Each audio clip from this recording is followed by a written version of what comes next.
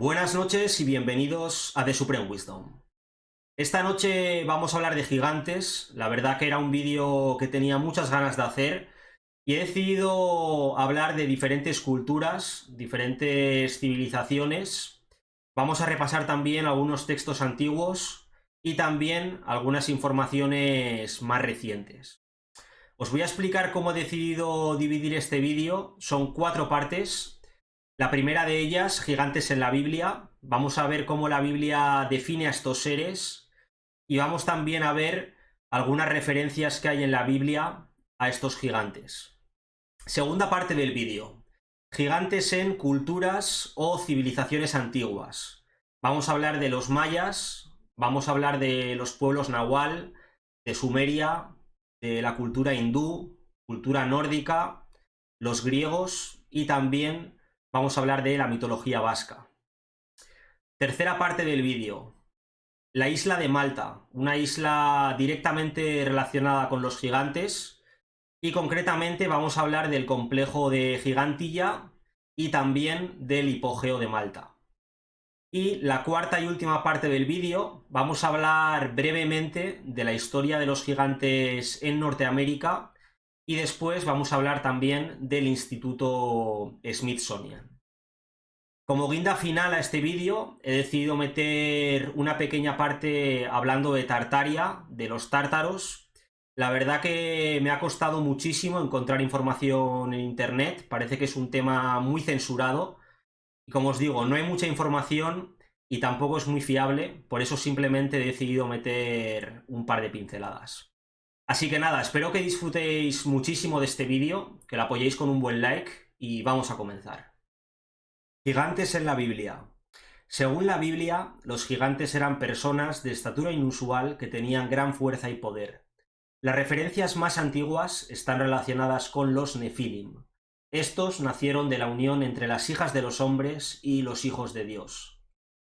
Vamos al libro de Génesis, capítulo 6, versículos del 1 al 4. Dice: Aconteció que cuando comenzaron los hombres a multiplicarse sobre la faz de la tierra y les nacieron hijas, que viendo los hijos de Dios que las hijas de los hombres eran hermosas, tomaron para sí mujeres, escogiendo entre todas. Y dijo Jehová: No contenderá mi espíritu con el hombre para siempre, porque ciertamente él es carne, mas serán sus días 120 años. Había gigantes en la tierra en aquellos días, y también después que se llegaron los hijos de Dios a las hijas de los hombres, y les engendraron hijos. Estos fueron los valientes que desde la antigüedad fueron varones de renombre. Algunos consideran que los hijos de Dios son seres angelicales que se casaron con mujeres humanas. Otros piensan que son los descendientes de Set, los cuales se casaron con mujeres impías. Los descendientes de los Nefilim recibieron el nombre de hijos de Anak o anaceos. Vamos al libro de Números, capítulo 13, versículo 33. Dice: También vimos allí gigantes, hijos de Anak, raza de los gigantes, y éramos nosotros a nuestro parecer como langostas, y así les parecíamos a ellos. Vamos ahora al libro de Deuteronomio, capítulo 2, versículo 11. Dice: Por gigantes eran ellos tenidos también, como los hijos de Anak, y los moabitas los llaman emitas. Y una vez más, en el libro de Deuteronomio, capítulo 9, versículo 2, dice: Un pueblo grande y alto, hijo de los anaceos, de los cuales tienes tú conocimiento, y has oído decir: ¿Quién se sostendrá delante de los hijos de Anak? Los registros egipcios testifican la presencia de gigantes en el territorio aproximadamente en el 2000 a.C. Hubo una raza de gigantes que había habitado Moab y Amón.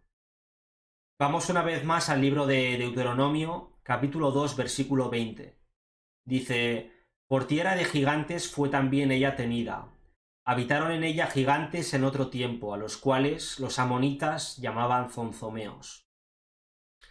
Los Refaim constituyeron una segunda clase de gigantes que habitaron en el territorio de Palestina antes que los israelitas. Og, el rey de Basán, fue el último superviviente de este grupo. Una vez más en el libro de Deuteronomio, capítulo 3, versículo 11, dice: porque únicamente Og, rey de Basán, había quedado del resto de los gigantes. Su cama, una cama de hierro, no está en Rabá de los hijos de Amón. La longitud de ella es de 9 codos y su anchura de 4 codos, según el codo de un hombre. El Antiguo Testamento registra casos de individuos gigantes. Goliat fue un paladín filisteo de renombre. David y sus seguidores mataron a una familia de gigantes de Gat, que estaba entre los enemigos filisteos. Esto vamos a verlo en el segundo libro de Samuel, capítulo 21, versículos del 16 al 22. Isbi-Benob, uno de los descendientes de los gigantes, cuya lanza pesaba 300 siclos de bronce y quien estaba ceñido con una espada nueva, trató de matar a David, mas Abisai, hijo de Sarvia, llegó en su ayuda e hirió al filisteo y lo mató. Entonces los hombres de David le juraron diciendo: «Nunca más de aquí en adelante saldrás con nosotros a la batalla, no sea que apagues la lámpara de Israel». Otra segunda guerra hubo después en Gob contra los filisteos. Entonces Sibecai Husatita mató a Sab, quien era uno de los descendientes de los gigantes. Hubo otra vez guerra en Gob contra los filisteos, en la cual Elanán, hijo de Jareregim de Belén, mató a Goliat Goteo, el asta de cuya lanza era como el rodillo de un telar. Después hubo otra guerra en Gat, donde había un hombre de gran estatura, el cual tenía 12 dedos en las manos y otros 12 dedos en los pies, 24 por todos. Y también era descendiente de los gigantes. Este desafió a Israel y lo mató Jonatán, hijo de Simea, hermano de David. Estos 4 eran descendientes de los gigantes de Gat, los cuales cayeron por mano de David y por mano de sus siervos. Vamos a hablar ahora de los gigantes en culturas o civilizaciones antiguas. Los mayas. En el Popol Vuh, libro de leyendas y mitos mayas, también hay referencias a gigantes.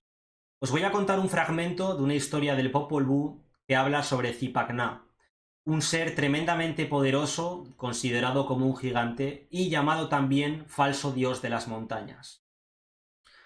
Zipacná se bronceaba sobre la playa cuando fue molestado por 400 muchachos, posiblemente patronos del alcohol, quienes intentaban construir una choza. Habían talado un árbol grande para usar como el tronco central, pero eran incapaces de levantarlo. Zipacná, siendo enormemente fuerte, se ofreció para llevar el tronco por ellos, cosa que cumplió. Los 400 muchachos decidieron que no estaba bien que un hombre tuviera tanta fuerza y que Zipacná debería ser asesinado.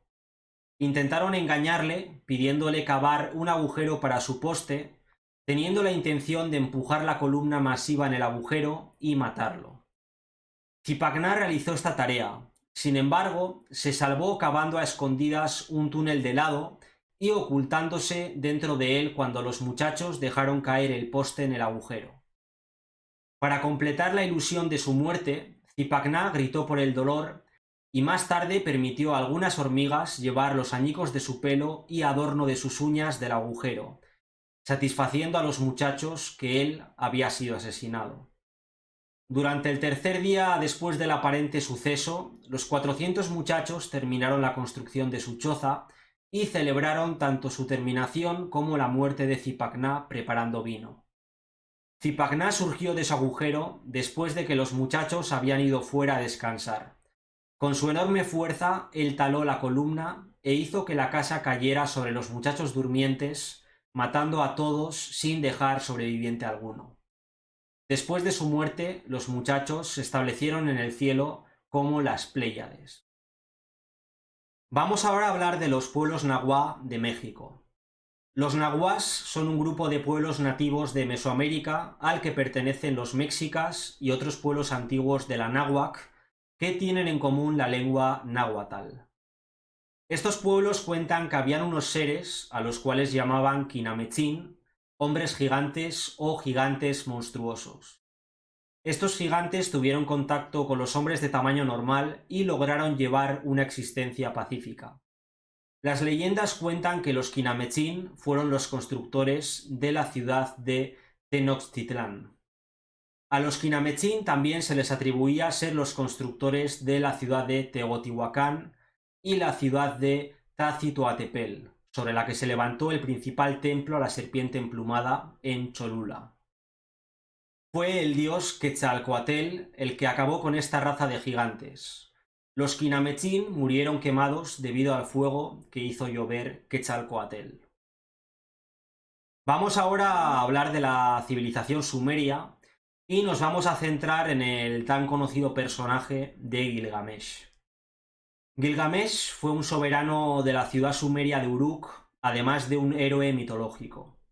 Él es el protagonista del poema de Gilgamesh, donde se relatan sus hazañas junto a su compañero Enkidu. Se dice que alcanzaba una altura de 5,6 metros. Para que os hagáis una idea, se calcula que la altura de Goliat era más o menos la mitad, y se cuenta que la gran muralla de la ciudad de Uruk fue construida por Gilgamesh. En la antigua ciudad de Sipar, a orillas del Éufrates, hoy Irak, se han encontrado máscaras de arcilla de Humbaba, un demonio gigante muerto por Gilgamesh. Ya vemos que también en la cultura sumeria, al igual que en la mayoría de culturas o civilizaciones antiguas del mundo, se habla también de gigantes. La siguiente de las culturas que he decidido tocar es la cultura hinduista, y he querido centrarme en dos términos. El primero de ellos, los Daityas, los cuales eran una raza de gigantes, y el segundo término sería Putana, la cual era una demonia de la cultura hinduista. Vamos con los Daityas. Eran una raza de gigantes que lucharon contra los Devas, los cuales eran sus medios hermanos y estaban celosos de los Daityas. Se cuenta que las mujeres Daityas usaban joyas del tamaño de cantos rodados. Para que os hagáis una idea, un canto rodado puede ir desde los 64 milímetros hasta los 256 milímetros. Por lo tanto, estas joyas que utilizaban las mujeres Daityas debían de ser enormes. En el Rig Veda, texto más antiguo de la India, no aparecen los Daityas, pero sí que aparece Diti, quien más tarde se convirtió en diosa y en madre de los Daityas. En el Mahabharata sí que se nombra a los Daityas y su relación con otras razas. Vamos ahora a hablar brevemente de Putana. En el Rig Veda no hay mención alguna de gigantes, pero en el Mahabharata sí que aparecen. En este último texto aparece una demonia llamada Putana, la cual era una giganta. La leyenda cuenta que dio de beber de su pecho envenenado al bebé Krishna, pero acabó muriendo por este último. La verdad que, bueno, esta historia de la demonia Putana es curiosísima, y ya veis que murió a manos de el bebé Krishna. La verdad que me ha gustado bastante esta historia. Me gustaría ahora hablar brevemente de la cultura china, la cual es una cultura muy interesante, y yo sinceramente desconocía que también hay menciones a gigantes en esta cultura. Vamos a tocar dos temas. El primero de ellas, un ser mitológico llamado Panku.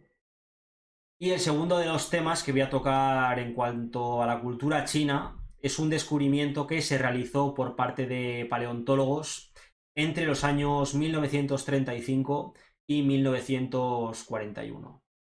Vamos con Panku. En los textos más antiguos de la cultura china aparece un ser llamado Panku. Panku era considerado como el gran creador, pero también era descrito como un gigante. Ya vemos que este ser, llamado Panku, era prácticamente considerado como Dios, ¿no? Se le consideraba como el gran creador, pero es curioso también que lo describían como un gigante. Curiosamente, muchísimas culturas y civilizaciones antiguas hablaban de dioses que bajaban del cielo, y muchísimos de estos dioses también eran gigantes. La verdad que una coincidencia muy interesante. Entre los años 1935 y 1941, el paleontólogo alemán Ralf von Koenigswald, 1902 a 1982, descubrió 3 enormes muelas humanas en China. Estimó que sus propietarios, que vivieron medio millón de años atrás según sus cálculos, habían medido al menos 4 metros y pesaban 550 kilogramos. Les llamó Gigantopithecus, gran mono. Estudios recientes han confirmado que el Gigantopithecus coexistió con el hombre de estatura normal hasta al menos 100.000 años atrás, cuando se extinguió. Vamos a hablar ahora de una de las culturas más interesantes, al menos para mi opinión, después quizá de la cultura egipcia, como es la cultura nórdica. En esta cultura, bueno, ya sabéis que hay muchísima mitología, muchísimos dioses, pero curiosamente también hay bastantes razas de gigantes, como vamos a ver a continuación. En el caso de la cultura nórdica, me he querido centrar en 3 temas. El primero de ellos, una raza de gigantes llamados Jotuns. El segundo de los temas sería el primer gigante nombrado en la cultura nórdica, se llamaba Ymir. Y el tercero de los temas que quiero tratar en cuanto a la cultura nórdica sería una raza de gigantes también llamada Muspeli. Vamos con los Jotuns. Los Jotuns eran una raza de gigantes de hielo con fuerza sobrehumana. Su residencia fortaleza es conocida como Utgard y está situada en Jotunheim, uno de los 9 mundos en la cosmología nórdica, separado de Midgard, el mundo de los humanos. Ymir fue el primer gigante nombrado en la cultura nórdica y fue formado del caos primitivo. Se cuenta que los Jotun fueron creados a partir de un hijo gigante, una hija gigante y un monstruo de 6 cabezas que concibió Ymir.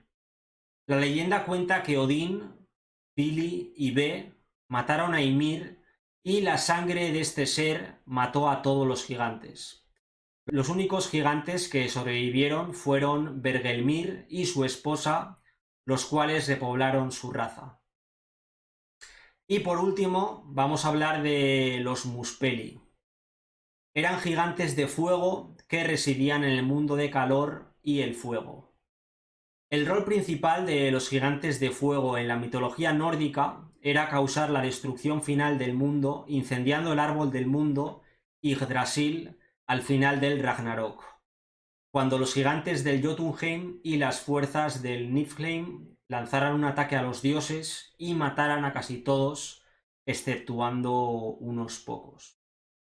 Bueno, como veis, en la cultura nórdica hay muchísimas referencias a gigantes. De hecho, tenemos una raza de gigantes de hielo, como son los Jotuns, y una raza de gigantes de fuego, como serían los Muspeli. Vamos a trasladarnos ahora a la cultura griega, que junto con la cultura romana tiene muchísima tradición de seres gigantes, ya sean cíclopes, ya sean titanes o colosos.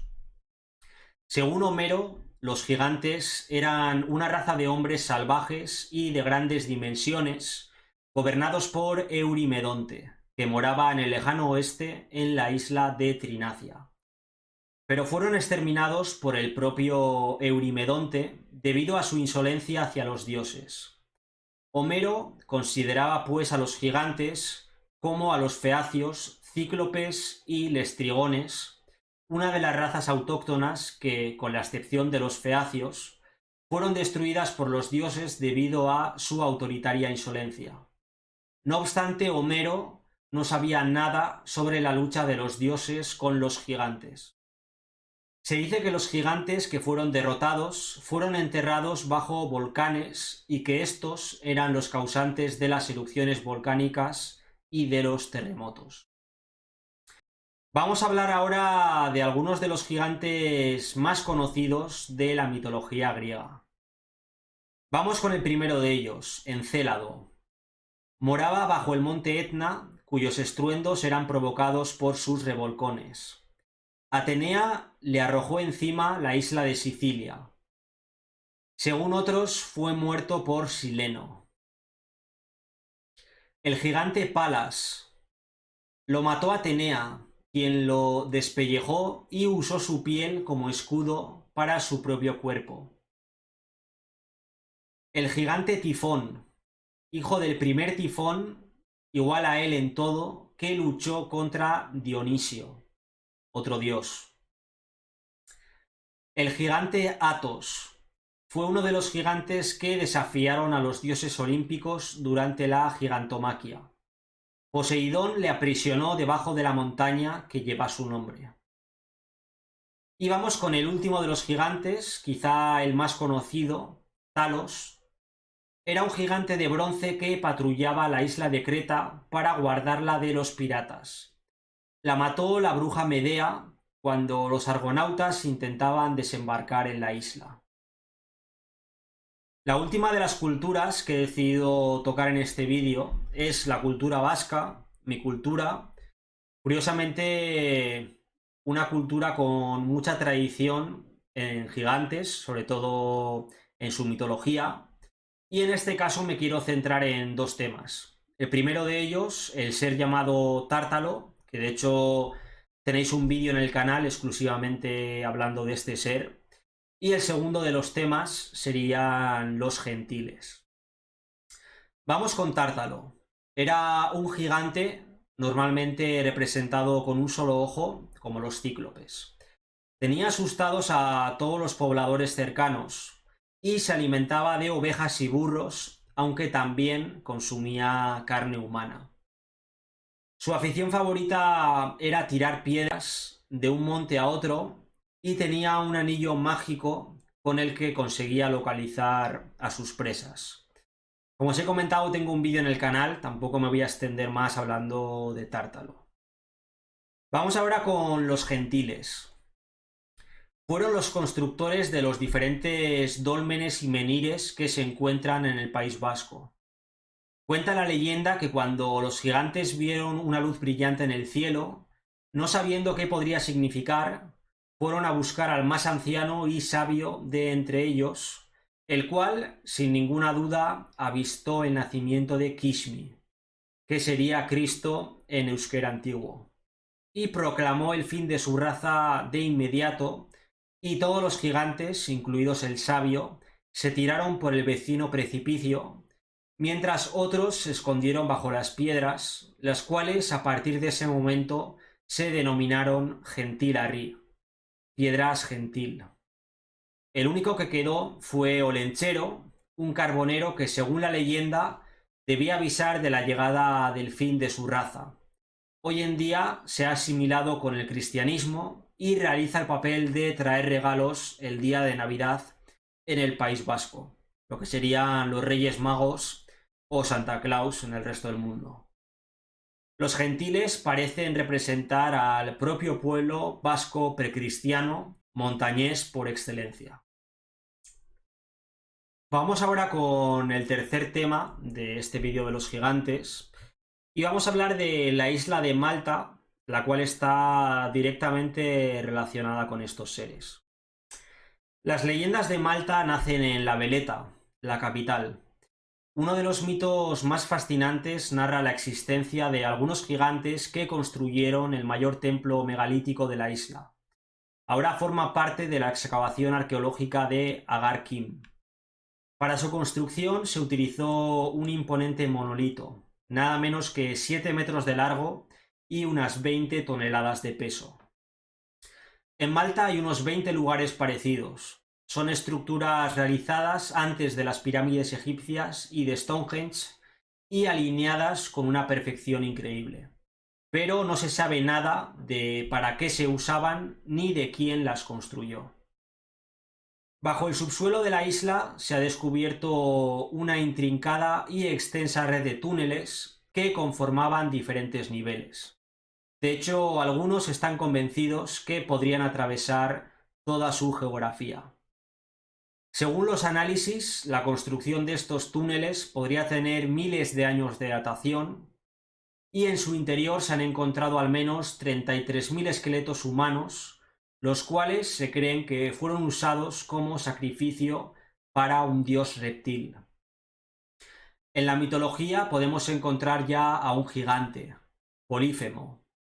Él encerró a Ulises y a sus 12 hombres dentro de una cueva, la cual selló con una piedra enorme. El único que podía quitarla a su antojo era el mismo gigante, pues ni Ulises con sus soldados podía siquiera moverla. Se cree que Polífemo era hijo de Poseidón y no solo él, sino que el resto de gigantes de la isla de los Cíclopes descendían de los dioses. Vamos ahora a hablar del complejo de Gigantilla, posiblemente las construcciones más conocidas de Malta. Se trata de dos templos con forma de mujer grande que podrían representar la fertilidad. Algunos de los megalitos empleados en su construcción pesan más de 50 toneladas, por lo que los constructores del Neolítico utilizaban técnicas muy avanzadas. Este hecho ha provocado que el yacimiento sea conocido como el Templo de los Gigantes, en maltés Gigantilla. El nombre Gigantilla se deriva de la palabra gigant, la palabra maltesa para gigante, ya que el sitio se asociaba comúnmente con una raza de gigantes. A pesar de su edad, el monumento sobrevive en un buen estado de conservación. Esto es evidente en la pared límite que encierra los dos templos y que está construida en bloques de piedra caliza coralina en bruto. Poco se sabe de los constructores de estos templos megalíticos. El uso que le dieron los pobladores a los templos es aún desconocido. Sin embargo, existe evidencia de que en sus rituales incluían el sacrificio humano y sacrificio de animales. También parece que adoraban a un tipo de diosa de la fertilidad, muy común en todo el Mediterráneo, y se han encontrado estatuillas de barro con figuras que representaban tanto al hombre como a la mujer. Además, esta cultura incineraba a sus muertos e introdujo la construcción de dólmenes en Malta, probablemente importándolos de Sicilia. Sin embargo, se desconoce cómo desplazaron y colocaron los inmensos bloques desde el yacimiento hasta su ubicación definitiva, por qué desaparece su huella en el año 2500 a.C. o por qué, antes de su desaparición, dejaron cubiertos con arena y piedras. Algunas hipótesis de la desaparición de Malta apuntan a que pudo deberse a una serie de cambios climáticos que propiciarían la llegada y la salida del hombre de la isla. Erik Bogdaniken escribió en su libro La respuesta de los dioses que es muy probable que los gigantes hayan habitado la isla de Malta, dejando muchas evidencias como los propios raíles o el misterioso templo subterráneo. Vamos a hablar también ahora del hipogeo de Malta, conocido también como el hipogeo de Hal Saflieni. Es el único templo subterráneo prehistórico conocido. Fue excavado hacia el 2500 a.C. Se considera que su primera función fue la de santuario, pero aún en tiempos prehistóricos se convirtió en una necrópolis. Está situada en el extremo del municipio de Paola, en el sureste de la isla de Malta. Fue declarado Patrimonio de la Humanidad por la UNESCO en el año 1980. El hipogeo de Hal Saflieni fue descubierto por accidente en 1902 durante las obras de construcción de unas cisternas. Las primeras excavaciones estuvieron dirigidas por el padre Manuel Magri, de la Compañía de Jesús. Tras la muerte de Magri en 1907, el arqueólogo Temítocles Tamit tomó el relevo. Entre 1992 y 1996 se realizaron trabajos de restauración. Esta construcción tiene 3 niveles y diferentes salas y pozos. Sobre este monumento histórico sobrevuela una extraña leyenda con origen en los años 30. Una trabajadora de la embajada británica, Louise Jessup, se encontraba visitando este lugar con un grupo de amigos. Cuando el guía turístico dio por finalizado el recorrido por esta cavidad, Jessup quiso explorarla más. Ignorando las indicaciones del guía, que les advirtió de que hacerlo no era recomendable, el grupo caminó alrededor de la cueva con sus velas hasta que llegaron al borde de un foso. En el momento en el que Luis descendió su vela para observar el mismo, la británica aseguró que vio a un grupo de personas gigantes caminando por la cueva. Como veis, la isla de Malta está directamente y estrechamente relacionada con los gigantes. Hemos estado hablando del complejo de Gigantilla, unas construcciones megalíticas increíbles, con algunas piedras llegando incluso a las 50 toneladas. Como he comentado, la cantera o la mina más cercana donde extraían estas piedras estaba a kilómetros de distancia, con lo cual es una gran incógnita el saber cómo pudieron desplazar tantos kilómetros estas piedras tan pesadas. La verdad que muy interesante toda esta isla de Malta, incluyendo por supuesto los complejos que hay subterráneos de grandes dimensiones y también el hipogeo del que hemos hablado, el hipogeo de Hal Saflieni. Para ir encarando la parte final de este vídeo, vamos a hablar brevemente de los gigantes en Norteamérica y también del famoso Instituto Smithsonian. Estados Unidos es uno de los países donde se encuentra la mayor cantidad de documentación sobre la existencia de gigantes.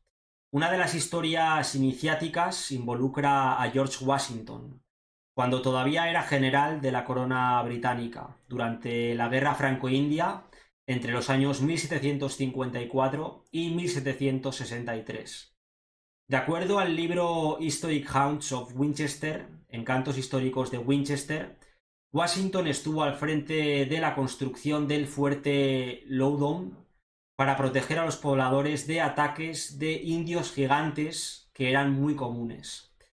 Cuando cavaban para colocar los cimientos, descubrieron una serie de esqueletos que Washington reportó que poseían una altura superior a los 2 metros.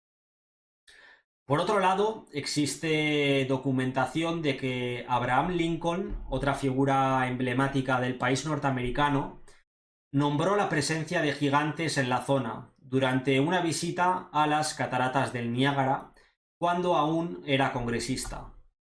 Os leo palabras textuales.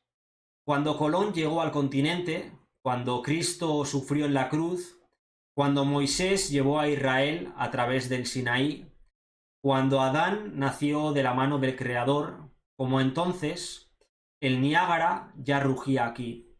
Los ojos de la especie extinta de los gigantes, cuyos huesos descansan en los montículos de América, han apreciado el Niágara como nosotros lo hacemos ahora. La verdad que, bueno, muy interesante estas dos historias de George Washington y también de Abraham Lincoln. Ya vemos que figuras muy importantes de la historia norteamericana hablaron de la existencia de estos seres gigantes. Ahora sí vamos a hablar del Instituto Smithsonian. La institución Smithsonian, establecida en 1846 para el aumento y la difusión del conocimiento, es un grupo de museos y centros de investigación administrados por el gobierno de los Estados Unidos.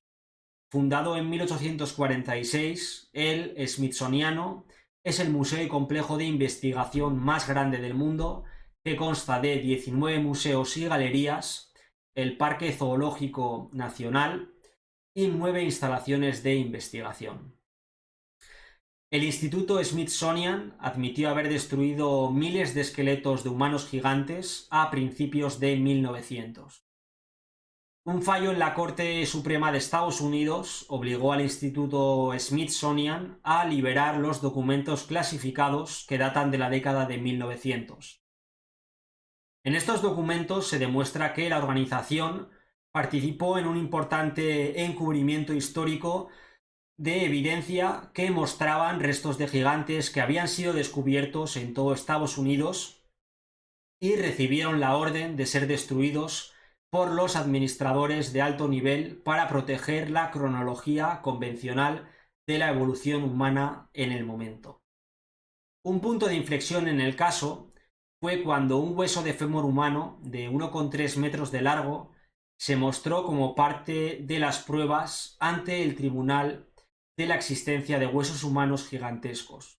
La evidencia fue un duro golpe para los abogados del Smithsonian, ya que uno de los comisarios de alto nivel de mediados de la década de 1930 había robado el hueso del Smithsonian y lo conservó toda su vida.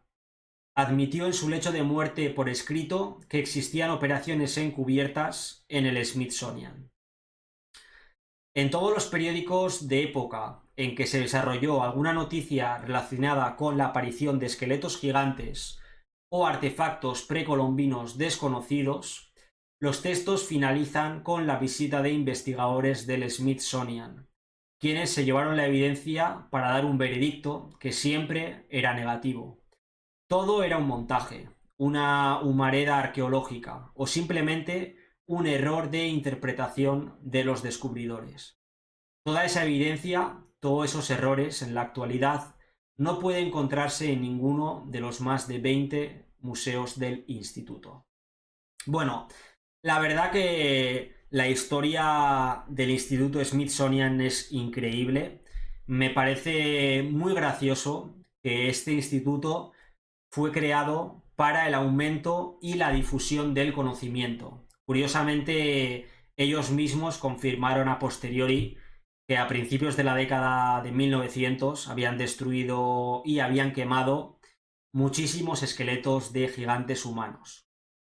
Como digo, me parece increíble que realizaran este acto y todo apunta a que recibieron órdenes de personas de altos cargos del gobierno norteamericano. Como veis, como siempre, las altas esferas tratan de ocultarnos o quitarnos partes de nuestra historia. Ahora sí, para terminar el vídeo, os voy a dar un par de pinceladas sobre el territorio de Tartaria y los tártaros. Como he comentado al principio del vídeo, me ha costado muchísimo encontrar información acerca de este tema. Parece que es un tema muy, pero que muy censurado y la información que hay por internet tampoco es fiable al 100%. Aunque la historia oficial niega la existencia de este territorio, el nombre de Tartaria aparece en muchos mapas medievales. La civilización de Tartaria estuvo ubicada en Euroasia, principalmente en la parte norte de Rusia, la actual Siberia. Se piensa que fue el último país donde vivieron gigantes, los cuales tenían muchísimos conocimientos, y se piensa que fue el imperio más grande de toda la historia. Los tártaros eran gigantes moderados de 2,5 metros a 3 metros de altura, y Tartaria tenía el sistema de escritura más antiguo del mundo. Parte del país que conocemos actualmente como China podría haber formado parte de Tartaria y existe la creencia de que la Gran Muralla China pudo realmente haber sido construida por los tártaros. El gobierno chino niega la existencia de unos gigantes moderados blancos que fueron encontrados en pirámides gigantes dentro del territorio chino. Se cuenta que el final de esta civilización tan avanzada llegó debido a una gran inundación de lodo. Antes de despedirme de vosotros, y como siempre, para terminar el vídeo voy a dar mi opinión personal acerca de este tema de los gigantes y de su posible existencia. Sinceramente, estoy muy convencido de que efectivamente los gigantes fueron reales y de hecho creo que existieron diferentes razas de gigantes. Tendríamos por un lado los gigantes medianos, que serían gigantes de entre 2 y 3 metros y medio de altura. Por ejemplo, Goliat, el gigante que aparece en la Biblia, sería un gigante mediano. Y luego habría otra raza de gigantes mucho más altos que pasarían los 4 metros y medio de altura. Por ejemplo, tendríamos el caso del propio Gilgamesh, donde tenemos incluso alguna representación sumeria donde se le ve cogiendo con una mano a un león y este león era muy pequeño comparado con Gilgamesh. Es muy curioso que todas las culturas y todas las civilizaciones antiguas hablen de gigantes, igual que hablan del diluvio. Curiosamente, a día de hoy hay estudios científicos que hablan de que el diluvio fue real y, como digo, todas las culturas antiguas hablaban de gigantes y estoy muy convencido de que fueron reales. De hecho, como hemos visto en la parte final del vídeo, el propio Instituto Smithsonian tuvo que afirmar que efectivamente destruyeron muchísimos esqueletos de gigantes en la primera década de 1900. Y bueno, como os digo, muy convencido de la existencia de los gigantes.